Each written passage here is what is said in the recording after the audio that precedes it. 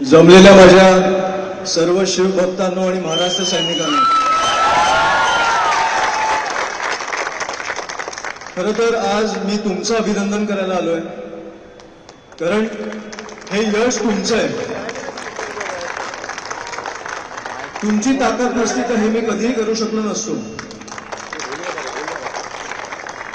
मी गेली अनेक वर्ष राजकारणात यायच्या आधी पण आणि आल्यानंतर पण मी राजसाहेबांना बघत आलो.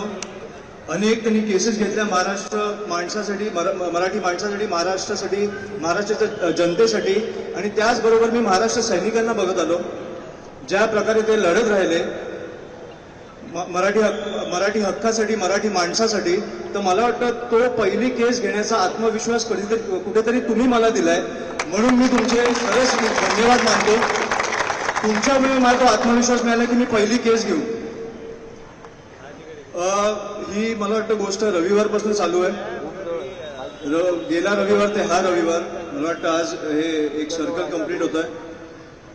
मला फक्त मी ह्या आठवड्यात एवढंच शिकलोय की समोरच्यांनी आपल्याला कितीही दाबायचा प्रयत्न केला तरी महाराजांचा आणि देवाचा आशीर्वाद असेल तर समोरचेच झुकणार. छत्रपती शिवाजी महाराज की. आणि मी तुम्हाला एकच गोष्ट बोलतो, ह्या सगळ्या गोष्टी असतात ना, हे भाग्यात असतात, हे नशिबात असतात. हे मला वाटतं 4 महिने कुठेतरी रखडलं, कारण मी किंवा माझे महाराष्ट्र सैनिक असतील किंवा आपण सगळे असो त्याचं अनावरण करू शकू. मला वाटतं की मी काही ज्योतिष नाही, पण माझ्या भाग्यात अजून एक गोष्ट लिहिली, ती म्हणजे महाराजांचे गड किल्ले. त्याचं संवर्धन, त्याचं सुशोभीकरण करून त्याला जगापर्यंत पोहोचवायचं आहे.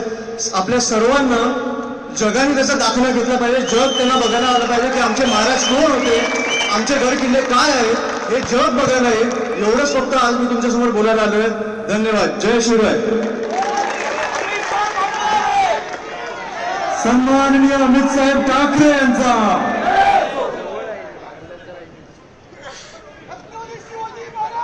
आवाज करू नका. शिवगार देतो. अवघ्या 4-5 वर्षाचा एक छोटासा मुलगा आहे. अरे त्याने साईडला कर ना, बॉडीगार्ड बाजूला. बॉडीगार्ड बाजूला.